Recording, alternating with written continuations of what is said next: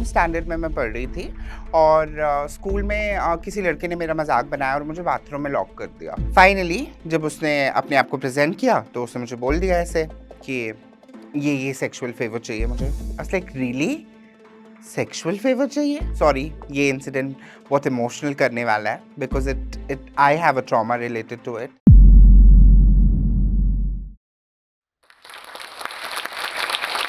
नमस्कार, मेरा नाम शोएब है और आज आप सब लोगों के सामने एक एक्साइटमेंट जर्नी शुरू होगी मेरी लाइफ की। I am the first trans woman from Kashmir to work in corporate giant and a successful trans woman to.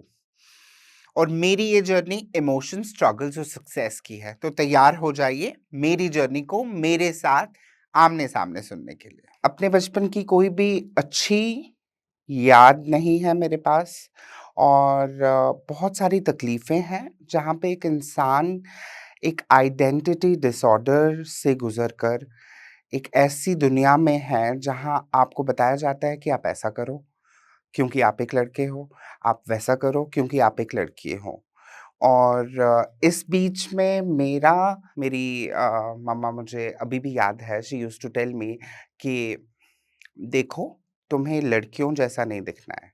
देखो, तुम्हारी चाल में वो लड़की नहीं दिखाई देनी चाहिए मुझे, लोग मज़ाक बनाते हैं।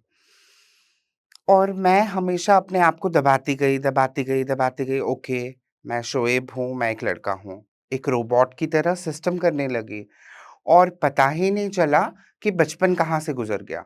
इतनी तकलीफ़ें, दिमाग की तकलीफ़ें, जो बाहर नहीं आने दी कभी भी। क्योंकि बाहर लाती तो शायद ये डर रहता कि मम्मा कैसा सोचेंगी, पापा क्या सोचेंगे, क्या ये सही रहेगा मेरे लिए, क्या दुनिया मेरा मजाक नहीं बनाएगी क्या। तो इस जद्दोजहद में मेरा बचपन गुजर गया। खैर, उसको छोड़ के जब मैं आगे आने लगी, स्कूल जाने लगी, तो ह्यूमिलेशंस होने लगी। लड़के मजाक बनाते थे, अरे तुम तो छक्के हो, तुम तो हिजड़े हो यार, तुम कैसे दिखते हो, कैसे चलते हो, इतनी लचक कहाँ से लाते हो। और एक दिन मैं इतनी तंग आ गई। एक बहुत इंपॉर्टेंट चीज़ है जो मैं आप लोगों से डिस्कस करना चाहती हूँ। मैं इतनी तंग आ गई कि 7th स्टैंडर्ड में मैं पढ़ रही थी और स्कूल में किसी लड़के ने मेरा मजाक बनाया और मुझे बाथरूम में लॉक कर दिया। और फिर मैं जब घर आई तो एक छोटा दिमाग, एक बच्चे का दिमाग, तो बच्चे के दिमाग ने क्या सोचा, उस बच्चे के दिमाग ने क्या सोचा कि एक कैलेंडर ग्रैब कर लिया और वो पूरे साल का छोटा कैलेंडर था। It was a table calendar. तो वो ग्रैब कर लिया और काउंट करने लगी मैं। अच्छा, इस साल में 365 डेज़ हैं, 365 डेज़ में कितने वर्किंग डेज़ हैं? कितनी छुट्टियाँ हैं? ताकि मुझे कितने दिन अपने माइंड को प्रिपेयर करना है कि ह्यूमिलेशन कितने दिन होगी और मेरी। और फिर उसको मल्टीप्लाई करने लगी कि 12th तक कितने दिन हो जाएंगे जब मैं 12th स्टैंडर्ड तक पहुंचूंगी। हर साल में 365 डेज, उनमें छुट्टियां माइनस, और 12 साल में कितने दिन, उतने डेज ऑफ ह्यूमिलेशन अपने आप को प्रिपेयर करने लगी। और ये छोटी सी बात आप लोगों के लिए होगी, बट मेरे लिए आज मैं सोचती हूँ कि 6th स्टैंडर्ड में जब मैं थी, उस टाइम मेरे माइंड का स्टेटस कैसा होगा, क्या डिप्रेशन रहा होगा मेरा, जो कि कैलेंडर में इतनी ऑब्सेशन से I was counting date for 10 years, 10 more years। और फिर उसके बाद देन मतलब वो ऐसा माइंड स्टेटस था मेरा कि जहाँ पे एक लड़ाई चल रही थी। एक ऐसी लड़ाई जहाँ घर वालों को प्रूव करना है, यार आप लोगों को बेटा हुआ है, बट आप लोग एक्सेप्ट क्यों नहीं कर रहे कि वो बेटा बेटा नहीं है। वो क्या फ़ील करता है, कभी वो तो जानने की कोशिश करो। आप लोगों के लिए बहुत आसान है ये सेट करना कि okay, his biological genitals prove that he is a born male. But what is his mind saying to you? What does he feel about? वो क्या चाहता है अपने लिए? डिसाइड तो करने दो। बट नहीं, कोई ऑप्शन ही नहीं। तो मेरे अंदर एक प्रॉब्लम थी। प्रॉब्लम क्या, एक हैबिट थी कि मैं डायरी लिखती थी। और जब मैं 8th स्टैंडर्ड में थी, 9th स्टैंडर्ड में थी, तो पहली बार वो एक फीलिंग आती है, ठीक है? ऐसी फीलिंग आ रही थी कि जो मेरे बैचमेट्स थे लड़कियाँ, उनकी तरह फ़ील आ रहा था अंदर से कि I was not attracted towards girls because I was always a girl. Otherwise I would have been a lesbian for that reason. तो एक ऐसी फीलिंग आने लगी कि एक लड़के की तरफ फीलिंग आई, तो आई स्टार्टेड राइटिंग इट। मैं डायरी लिखने लगी, मेरे सपनों का सलमान खान, वाह! और खुद से ही। तो एक दिन क्या हुआ, डायरी लिखते-लिखते 6 महीने हुए। तो एक दिन मैं स्कूल गई, तो मैं अपना कबर्ड बंद करना ना भूल गई। तो मैं स्कूल से आई वापस, स्कूल से आके मैं देख रही मेरे कबर्ड में डायरी नहीं है। तो मैंने डायरी ढूँढी, वो टेबल पे पड़ी हुई, उसके सारे जो पन्ने कटे हुए। तो थोड़ा तो घबराई, यार किसने पढ़ी है ये डायरी मेरी प्राइवेसी में? तो पता लगा कि मेरी माँ ने पढ़ ली है। I was like, my God! अब मैं क्या करूँ, कैसे बताऊँ? मुझे समझाने के बदले या मेरे साथ कन्वर्सेशन करने के बजाय मेरी माँ ने हम सारे रिश्तेदारों को हमारे जमा किया, इकट्ठा किया, एक कमरे में लाया और एक कमरे में बोलने लगी, "ये तो अब हमारे लिए सोशल एम्बैरेसमेंट होने वाली है क्योंकि अब तो इसको लड़कों से प्यार हो रहा है।" I was like, "what man?" तो मेरी मामी ने बोला मुझे, एक आंटी थी, मम्मा की कज़िन, कहती, "आप इधर आओ, मैं आपसे बात करना चाहती हूँ।" अब मैं गई वहाँ, तो कहते, "तुम्हें पता है तुम्हारे माँ-बाप ना तुम्हें अबैंडन कर देंगे, डिसोन कर देंगे, तो इस घर से बाहर रहना है तुम्हें और हिजड़ों की जो टोलियाँ होंगी, वो आके तुम्हें ले जाएँगी। तो ना स्कूल मिलेगा, ना एजुकेशन मिलेगी, ना पढ़ाई मिलेगी, तो फिर ऐसे ही गाने बजाते रहना।" आई वाज़ लाइक, मतलब डर गई, ऑफ कोर्स यार, क्या पता था तब, ऐसा नहीं होता और एजुकेशन भी नहीं थी एक बच्चे के दिमाग में। तो मैंने आंटी से पूछा कि आंटी अब क्या किया जाए? आप ही बता दो। तो कहती, तुम ना प्लीज़ अपने ट्रेट्स को चेंज करके एक लड़के की तरह बिहेव करो, सोसाइटी में मुँह मत खोलो और लचक-लचक के मत चला करो। जो ये लड़की है इसको मार दो अपने अंदर, तभी इस घर पे रह पाओगे। I was like okay. तो डिप्रेशन स्टार्ट होने लगा कि अब क्या किया जाए फाइनली। तो कुछ हद तक अडॉप्ट किया कि ठीक है, चलते समय बस ऐसे फर्म रहना है, ज़्यादा मूवमेंट नहीं करनी है ताकि लड़कियों वाली हरकतें ना लगे, हाथ हिला के बात नहीं करनी है। यार बड़ा ही प्रेशर था। तो ऐसे प्रेशर में अपना बचपन गुज़ारा, अपनी स्कूलिंग की, बट एक फ़ोकस हमेशा याद रहा कि पढ़ना तो है, क्योंकि पढ़ने की ऐसी खुशी होती थी कि साल में 364 दिन, 364 डेज़ तक मेरे माँ-बाप मेरे से खुश नहीं होते थे। और 365th डे पे जब मेरा रिजल्ट आता था और उसमें मैंने 90% स्कोर किए होते थे, तो they used to be happy. और उस 365th डे के लिए मेरा पूरे 364 दिन का फोकस ये रहता था कि पढ़ना तो है, एटलीस्ट ये खुशी तो दे दूं, क्योंकि हमेशा ये ब्लेम करती थी, यार मेरे अंदर कोई प्रॉब्लम है, डिसऑर्डर है, I need to change myself, you know. उसके बाद कॉलेज ज्वाइन किया।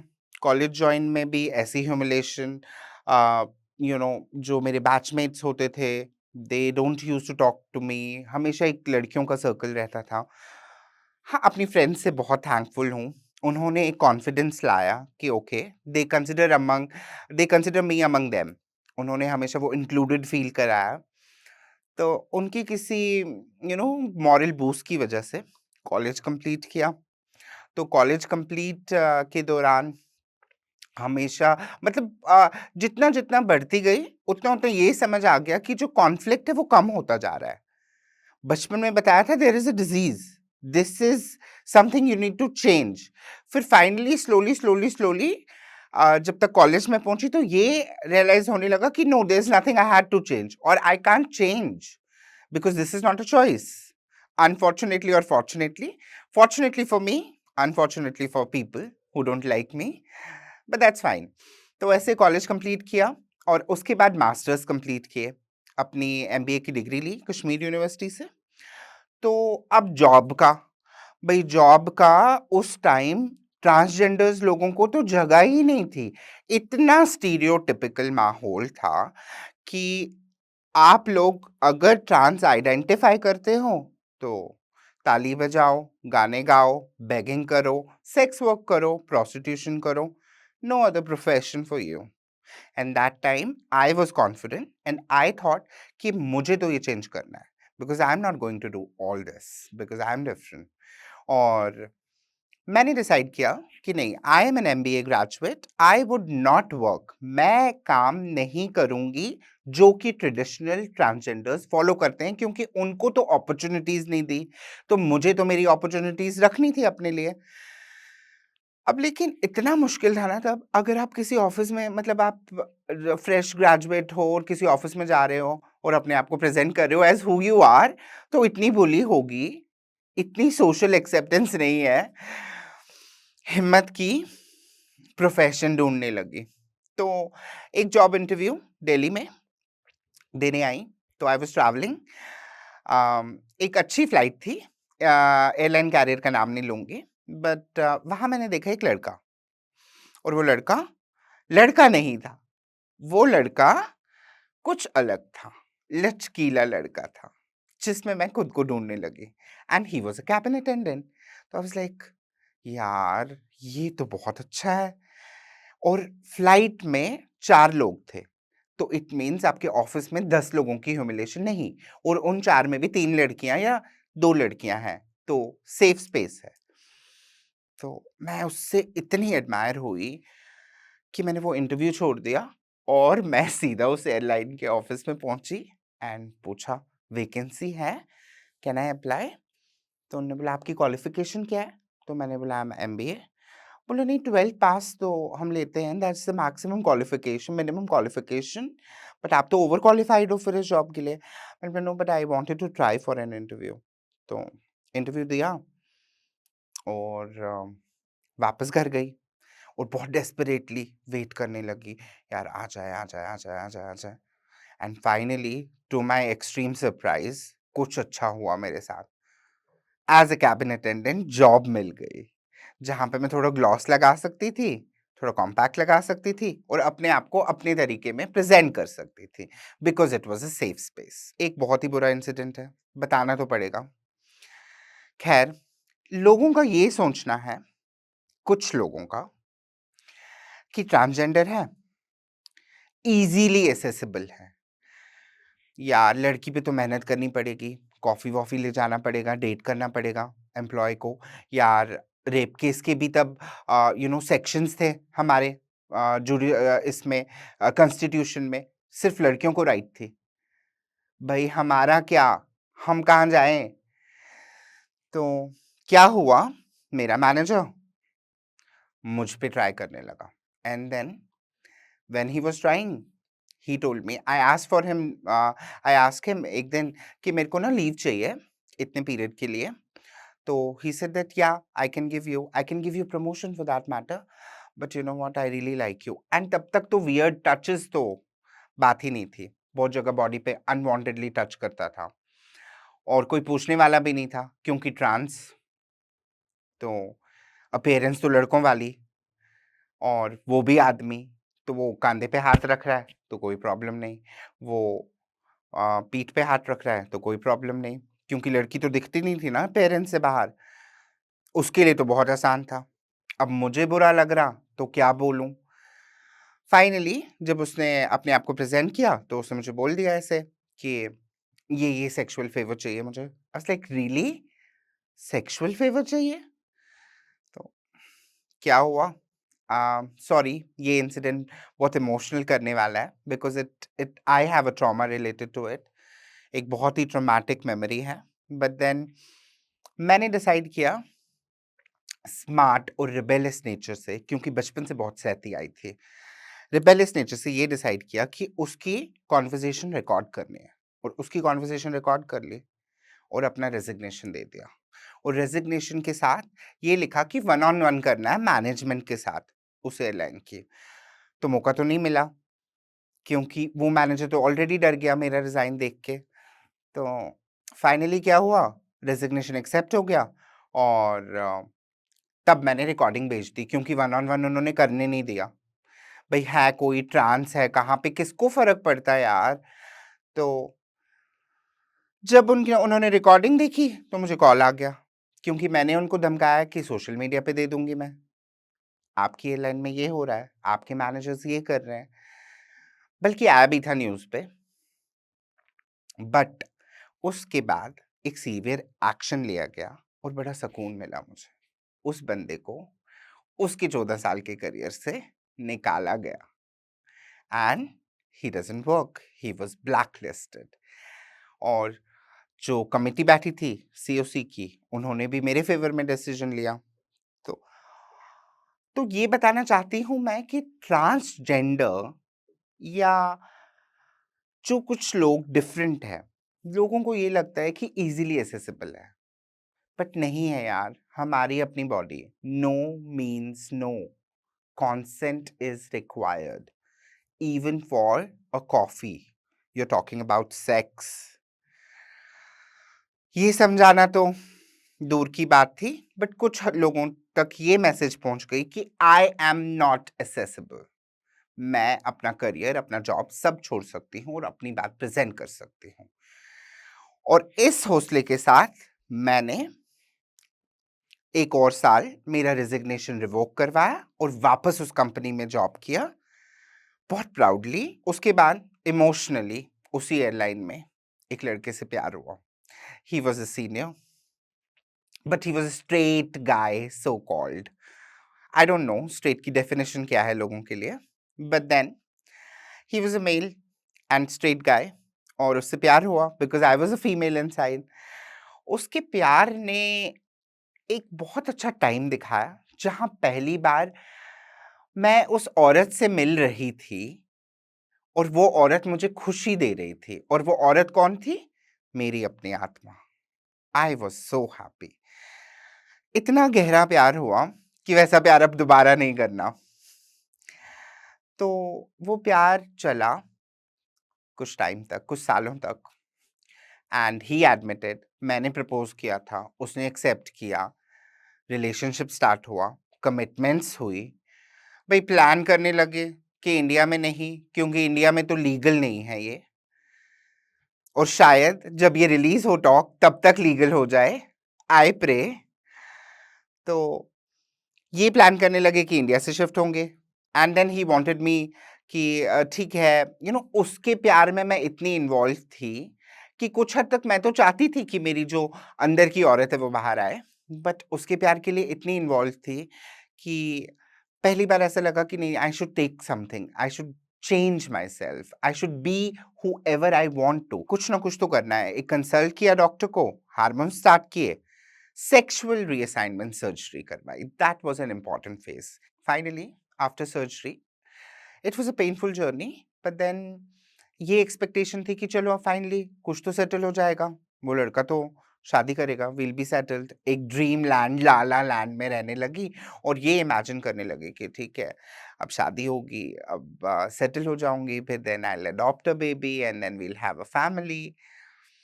बट कहाँ किस्मत, कहाँ किस्मत, हम लोगों की तो किस्मत ही नहीं होती है।